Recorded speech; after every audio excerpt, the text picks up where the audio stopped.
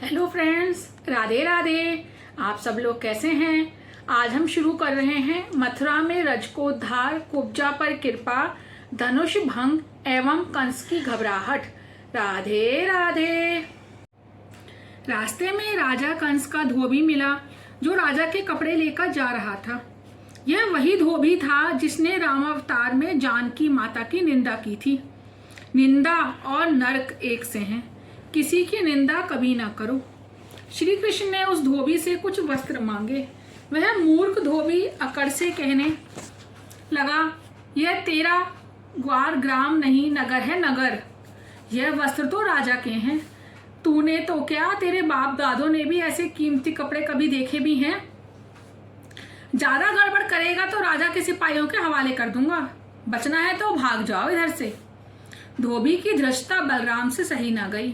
कन्हैया, लगता है इस धोबी के सिर पर मृत्यु मंडरा रही है, लगा दे एक झापड़ इसे। कन्हैया ने पल भर में उसका मस्तक उड़ा दिया। धोबी की ऐसी दशा देखी तो धोबी के साथी कपड़ों की गठरियां वहीं छोड़कर भाग निकले। ईश्वर पापी इंद्रियों को दंड देते हैं। अंतकाल में वही पापी इंद्रियां बड़ी दुखी हो जाती हैं। वाणी से पाप करने पर वाग्देवी अंतकाल में रूठ जाती हैं। ऐसे पापी का बोलना बंद हो जाता है। धोबी ने मुख से निंदा की तो भगवान ने उसके मुख पर चांटा जड़ दिया। ईश्वर सरल जीवन के साथ सरल हैं। ईश्वर सरल जीव के साथ सरल हैं और कुटिल के साथ कुटिल। जिसका मन पवित्र नहीं होता है उसे अंतकाल में बड़ी व्यथा होती है। कन्हैया तो चोरी का आदी था। उसने अपने गौप मित्रों से उन गठरियों के कपड़े ले जाने को कहा। बालक कुछ डर रहे थे सो कन्हैया ने स्वयं कपड़े बांट दिए। जिसे जो कपड़ा दिया वह उसी के नाप का निकला। बालक आनंद से नाच उठे। उन्होंने माना इन कपड़ों को सीने वाला कितना कुशल कारीगर होगा। वैसे तो ऐसा दर्जी कभी हुआ ही नहीं है। यह तो अपने मित्रों को बड़े सुंदर वस्त्र पहनाने की कृष्ण की प्रतिज्ञा थी जो आज उन्होंने पूरी की। गरीब बालक तो अच्छे कपड़े पाकर खुश हो गए। वे कहने लगे, ऐसे अच्छे वस्त्रों के कारण हमारा चटपट ब्याह हो जाएगा। हमारे ब्याह में तू भी आएगा ना? कन्हैया ने कहा, हाँ जरूर आऊंगा। ऐसी भावना करो कि तुम कृष्ण के हो और वह तुम्हारे हैं। श्री कृष्ण ने अपने गरीब मित्रों को वस्त्र पहनाए और बाद में स्वयं पहने। उनकी प्रतिज्ञा आज पूरी हुई। पहले वह बिना सिले हुए कपड़े पीताम्बर और कमली पहनते थे। राम और कृष्ण ने आदर्श मित्र प्रेम के दृष्टांत जगत के समक्ष रखे हैं। मार्ग में सुदामा मिला जिसने इनको माला पहनाई। कृष्ण के साथियों को भी उसने माला पहनाई। आगे बढ़े तो कंस की दासी कुब्जा मिली। उसके 3 अंग बेढंगे थे। वह चंदन पात्र लेकर जा रही थी। उसने प्रभु को चंदन दिया तो वह प्रसन्न हुए। प्रभु ने सोचा, इस कुब्जा ने मुझे चंदन देकर मेरी शोभा बढ़ाई है तो मैं भी इसकी शोभा बढ़ा दूं। उसके सभी अंग अच्छे हो गए और वह सुंदर बन गई। चंदन और वंदन मनुष्य को नम्र बनाते हैं। इस कुब्जा प्रसंग में एक रहस्य है। हमारी बुद्धि ही कुब्जा है जो काम, क्रोध और लोभ से वक्र हो गई है। प्रभु की पूजा इन तीनों दोषों को नष्ट करके बुद्धि को शुद्ध करती है। बुद्धि यदि कंस की काम की सेवा करेगी तो विकृत हो जाएगी। बुद्धि ईश्वर के सम्मुख आकर सरल बन सकती है। यदि ऐसा नहीं हुआ तो 5 विषय जीव को सताते रहते हैं। कंस की सेवा करने वाली बुद्धि भ्रष्ट वक्र होगी और कृष्ण की सेवा करने वाली सरल। विषयों का चिंतन करने से बुद्धि वक्र होगी।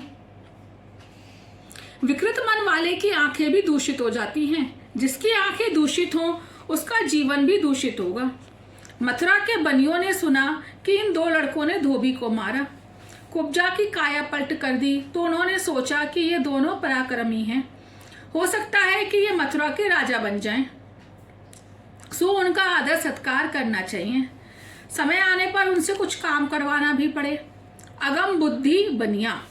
थोड़ा सा देकर ज्यादा लेने की आशा रखे और प्रयत्न करे वही बनिया है।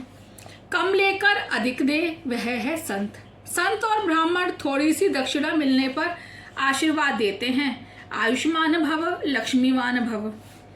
तो उन बनियों ने आज सेवा करके लाभ पाने की बात सोची। उन्होंने कृष्ण को कुछ पान सुपारी देते हुए कहा, यह सब आपका ही है, दुकान आपकी ही है। बनिया बोलने में बड़ा मीठा होता है, किंतु बिल बनाते समय, धन बटोरते समय कुछ और ही हो जाता है। वह अपने को बुद्धिमान मानता है। धन कमाने में ही बुद्धि का उपयोग करने वाला बुद्धिमान कैसे कहा जाएगा? अपनी बुद्धि का उपयोग जो व्यक्ति प्रभु की प्राप्ति के लिए करे वही बुद्धिमान है। उन बनियों ने भगवान को और कुछ भी नहीं दिया। भागवत में लिखा है, उन्होंने केवल पान और फूल माला ही प्रभु को दी, फिर भी कृष्ण तो भगवान थे, वे ऐसे स्वागत से भी प्रसन्न हुए। उन्होंने मेरा ऐसा स्वागत तो किया ही है। तो उन्होंने बनियों से वर मांगने को कहा। बनिए, प्रभु हम चाहते हैं लक्ष्मी जी हमेशा हमारे घरों में निवास करे, किसी और के घर ना जाए। श्री कृष्ण ने कहा, क्या तुम लोगों को ज्ञान, भक्ति, सदाचार, वैराग्य की कोई आवश्यकता नहीं है? बनिए, अजी उन चीजों से हमें क्या लेना देना है, हमें तो बस धन चाहिए, फिर वह कैसे भी मिले और कहीं से भी मिले। भगवान मथुरा पधारे तो बनियों ने पान सुपारी से स्वागत किया, किंतु ब्राह्मण अकड़कर स्वागत करने नहीं गए। तो लक्ष्मी जी ने सोचा कैसे भी हो, किंतु बनियों ने मेरे पति की सेवा की है और ब्राह्मणों ने तो कुछ नहीं किया। अतः लक्ष्मी जी बनियों के घर गईं और ब्राह्मणों के घर ना गईं। लोग मानते हैं कि संपत्ति आई तो सारे सुख आ गए, किंतु ऐसा सोचना ठीक नहीं है। संस्कारी बनने का प्रयत्न करो। भगवान बनियों की दुकान पर ही थे, इतने में कुछ खरीदार आए तो बनिए उनसे मोल तोल में लग गए। भगवान ने उनसे धनुष याग का मार्ग पूछा तो वे कहने लगे, अजी हम इन ग्राहकों से कारोबार करें या तुमसे ही बातें करते रहें? जाओ आगे किसी से रास्ता पूछ लेना। कितने स्वार्थी हैं ये बनिए, लक्ष्मी मिली नहीं कि लक्ष्मीपति को भूल गए। माफ करिएगा, ऐसा मैंने कुछ नहीं बोला है, जो भागवत जी में लिखा है मैं वही पढ़ रही हूँ। भागवत मृत्यु सुधारती है। ऐसा ना मानो कि तक्षक नाग केवल परीक्षित को ही काटने आया है। तक्षक नाग काल सभी को किसी न किसी दिन काटेगा। तक्षक नाग काल नोटिस देकर आता है।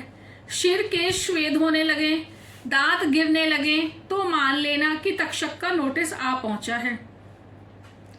काल की सूचना ध्यान में लेनी चाहिए और सब कुछ छोड़कर भगवान की भक्ति में लग जाना चाहिए।